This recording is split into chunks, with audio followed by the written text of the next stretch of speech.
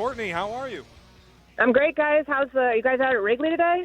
We are. We're at Murphy's. Sports Center's got the 50 states in 50 days. Today was Illinois, and they were doing their broadcast from the rooftop of Murphy's before the Cubs game.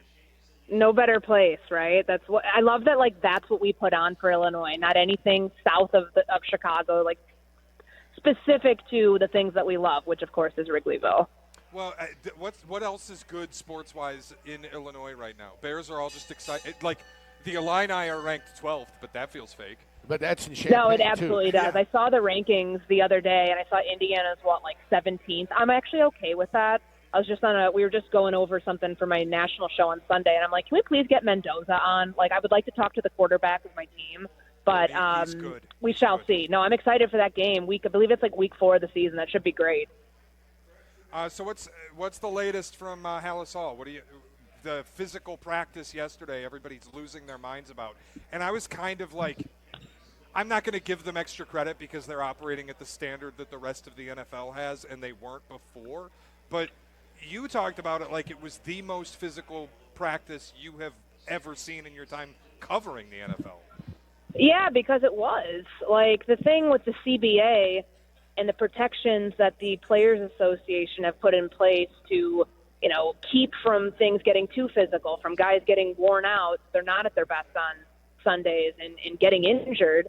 Like, to see a practice go 2 hours where they are live tackling and not just like 1 or 2 drills, literally every team drill, they're tackling to the ground and they're letting them go and letting contact go that normally, like, that's why you have refs there. Usually there's stud days, which that's, about as much tackling as we sometimes see, especially when it's earlier in the off season. But that felt like practice like you play. That was the mentality that I got out of it yesterday. And I've been doing this now. I've covered 10 preseasons, 10 different training camps. And this is by far, I've never seen something like that. I think the reason for it is not just, this is how they did it in Detroit, but the reports coming out of Jets camp about how physical Aaron Glenn's practices are. I don't think Ben Johnson's going to be the one coordinator that left that's not matching the intensity of the other coordinator that left and got a head coaching job. So I think there's probably some incentive there, and they needed that. The offense needed a wake-up call to get punched in the mouth a little bit, by the defense to match that intensity and to be able to execute through a really intense physical practice. What stood out to you yesterday?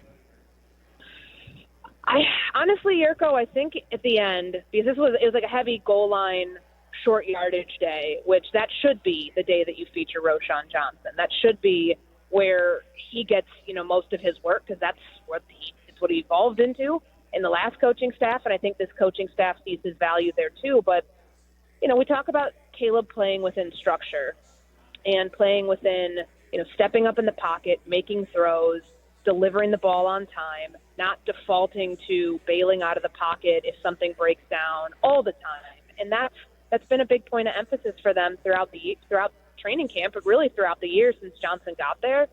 So to see that last team drill end with that 40-yard touchdown pass, which to my account is his one of, if not his longest of training camp, I thought was a really good sign for this offense as they work through some ups and downs. Like, it doesn't look great every day, but that doesn't mean that it's all bad. I think the perception out there that, it's not going well in Chicago is not exactly accurate. Yes, there are days where it doesn't look good, and you're not going to sugarcoat that, but there's also days where the quarterback is making throws and the offense is operating and they don't have delay of games. I mean, there were a couple false starts yesterday, but outside of that, I didn't count any delay of games. We saw 3 of them on Sunday. So it seems like there's progress being made from a unit that has a lot thrown at them. But the good thing is now the installs are done. It's going to slow down eventually. So where it's like you throw a lot at everybody, and then you can start paring down based on what looks good and what works. Courtney, I have to ask because it's gained some traction nationally.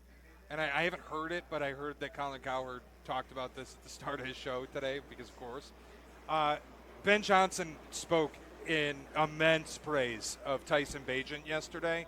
And what is going on with all of the Bagent praise? Does it mean anything, or is it just we like him and he's our backup quarterback? Yeah, I think he's their backup quarterback. And I know that the depth chart, the unofficial one that they put out, had him at QB2. And I think he is QB2 in this offense. I think Case Keenum serves a very valuable purpose for both of the quarterbacks in this room. And even though they've been, vacillating daily, like he's QB2 one day, Agent's QB2 the next day, and then they swap roles with the units that they're playing with, I still think that Bagent is someone who can operate this offense and be a solid backup behind Caleb. So it was a pretty effusive praise. But Ben Johnson's not somebody who just doles out things. You know what? That's the reason I like him at the podium, because when you ask him specifics on a guy, he's not just going to give you a pile of BS that sounds like it could apply to anybody. He's giving you specifics about what he likes about Bagent. I mean, he did it, when he was asked about the pass catchers he trusts the most. It's not, it's everybody. Because a lot of coaches will tell you at this time of year, who's standing out? And be like, man, everybody's working hard. Nobody wants to hear that. Nobody wants to hear that. It's nonsense, because they know the answer to it. And I think what you get from Ben Johnson is honesty that's just it's refreshing to begin with, but we just haven't heard it. And maybe that gets pared down a little bit. Maybe, if they lose games, whatever, it's not as forthcoming. But right now it should be, because he is operating well in practice. And I do think that they view him as QB2, and he will be QB2 by the end of it. Okay, True Fan Travel and ESPN Chicago are teaming up for the ultimate fan getaway to Sin City. That's right. We're going to see the Bears take on the Raiders in Vegas at the end of September. It's going to be great. What do you get? Round trip airfare. You get a 3-night stay at Mandalay Bay. You got special live broadcasts of all the fellas. We're going to be there, guys. It's going to be Friday. It's going to be Saturday. It's going to be all the stuff on Sunday. It's going to be fantastic. You get to meet the ESPN Radio Chicago 1000 team, all-inclusive tailgate with all the bells and the whistles. Tickets to the Bears-Raiders game, which is probably the most important thing in the world, and there's more to come. All right, spots are limited, so do not wait. Reserve your spot today at truefantravel.com. Boom. Cowherd's take was, and again, I haven't heard it, but I was told about it by Chris, and it was basically Tyson Bagent matches what Ben Johnson wants to do offensively more than Caleb Williams does. Yeah, it was, and Courtney, he was trying to connect the dots that Caleb and Ben Johnson, their styles don't mix, and that Bagent is the type of quarterback that Ben Johnson wants, and it was an extreme stretch to listen to. Yeah, and you can make the case for that if you're looking at quarterbacks Ben has worked with, from, being in Miami, he wasn't coaching him, but being in Miami with Ryan Tannehill, to being in Detroit coaching Jared Goff up close. Tyson Bagent is more like two of those guys than Caleb Williams, but that doesn't mean that he's necessarily a better fit. I think he can operate what Ben's asking him to do when he's called upon to do it, but Ben took this job because of Caleb. And I know, I have a story coming out at .com tomorrow about, what's fact, what's fiction. Yes, there are struggles, but there's also been moments where it's looked good. I think, before you call for Tyson Bagent to be go from backup to taking first-team reps, it's realizing what are they giving Caleb in that room, and what is he being asked to do that they know he can operate differently than the other quarterbacks. And I think that they're trying to tap into that skill set and not wash away what makes him such a great quarterback, because that's the reason that Ben took this job. He knew exactly who he was working with. What's the reclamation project of Tyreek Stevenson looking like? I haven't heard his name at all. He's not in trouble. He's not doing anything silly. Is Tyreek Stevenson back to just getting down to business nowadays? That's the mindset he's taking with it, and he should, because the leash is short. On a player who had such a moment that, could make your career go one way or the other, honestly. And I think he's done a really solid job putting it past him, trying to stay locked in to a battle for a job that's not his right now. And I thought Dennis Allen probably, kind of speaking through the media in delivering a message to both Stevenson and Deshaun Wright that job is open. Cornerback 2 in this defense, opposite Jalen Johnson, is a job that's up for grabs, as it should be. And this is a defense, when you're playing man coverage, this is, go look at his NFL.com draft profile. Everything on there says this is a prototypical press man corner. That is the scheme that he's going to fit well into. And hearing him, like, you want to talk about effusive praise, like, hear him talk about the defense and the scheme that he's in and why he feels like even when he's out on an island, whether it's cover 2, cover 3, whatever he's doing, like, he feels like he's in a much better position to be the type of corner he wants to be. And I feel like that's all you can ask for a guy who tried to, is trying to reinvent himself and put that one thing that he did that was not great, obviously, but it, I think we're also at the point now, it's like not have revisionist history here. One play may have torpedoed the season, but you can't blame Tyreek Stevenson for everything last year. A well-coached team, a team that was in a much better situation, would not have collapsed that way after he made a pretty grave mistake, but one that I feel like he's done a really good job owning. I think, Courtney, for me, the biggest concern left on this team, just on the roster, is defensive line.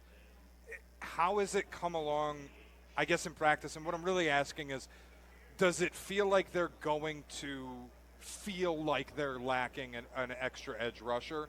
Or does it kind of look more like Dennis Allen might be able to coordinate this in a way that'll make up for that absence? The amount that they blitz, I think, will help.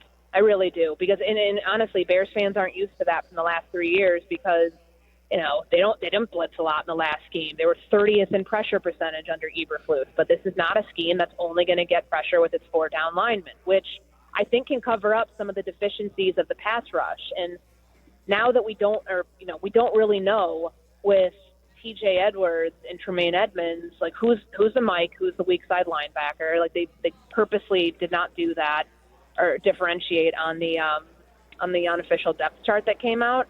But I think it's a good thing that you have personnel that they're showing blitz looks or having blitz periods, especially the ones in the red zone. And the defensive line right now, like Montez Sweat, obviously making an impact. He always will. He should. He's paid $25.5 million. He should be in the backfield. But I think the interior, more than anything else, has stood out to just about everybody who's watched practice, including myself, because you've got Jervon Dexter at nose, which feels like a better fit for him. Grady Jarrett, I think is going to be a huge impact on this defensive line this year. And, it feels like they're just going to have more ways to get after after the quarterback than they did before with their pass rush. But I also think Dennis Allen, with this whole attacking style defense, like they're playing, watch their downs. They're playing their corners. They're playing their DBs close to the line of scrimmage. They're showing blitz looks. They might drop into coverage, but like they do a lot that throws off the offense, and that I think is been indicative of what we see in the first 3 weeks of practice, which is a good sign for what this pass rush is hoping to become. Yeah, it's something I've talked about with Pat on the Chicago Bears podcast too. It's just like, as much as I would like an extra edge rusher, the way Dennis Allen has coordinated defenses throughout his career is we are going to use a nickel corner a lot as a pseudo edge rusher. And if you're going to do that, then I get why they wouldn't go out and blow up their future capital to trade for Micah Parsons in fantasy land. They're also, let's be real. They're not in a spot to trade for Micah Parsons. Like if you're doing the Khalil Mack level trade, it's because you think you're winning the Super Bowl this year. Like there's no rhyme or reason to give up that many first round picks right now when your problem by and large is not pass rusher. It's figuring out whether you have the right quarterback, which they clearly think they do, but I've been out on that idea for a long time. It doesn't make any sense to me, given the state of where they are. Last thing, and I'll leave you with it, is the running back position. You mentioned you thought you would have seen more of Roschon Johnson yesterday, yet he's number 2 on the depth chart, despite all I'll call it hype that we've heard about Kyle Monangai. Do you feel like Monangai can usurp the RB2 role from Roschon? I think Roschon is given how much we did see of him yesterday, I think he's still their goal line back, their short yardage back. He gives you he's on the field last year 51% of the time on third down. Like his numbers dipped. Yeah. But I think they're going to have more consistent usage for him. Like that was hard. He didn't know what his role was in last year's offense. And to be able to have a coaching staff that it feels like there's going to be a clear defined path for these running backs to be involved in goal line, short yardage, in the passing game, on screens. Like we're not seeing as much. I don't know. I want to even call it like tinkering. It just kind of feels like they're they're fleshing out their roles earlier than maybe the last staff did to try to figure out who does what best, but also divvying it up more than just making DeAndre Swift your workhorse back. All right, good stuff. Courtney, thank you for joining us as always. Thanks, guys. Take care.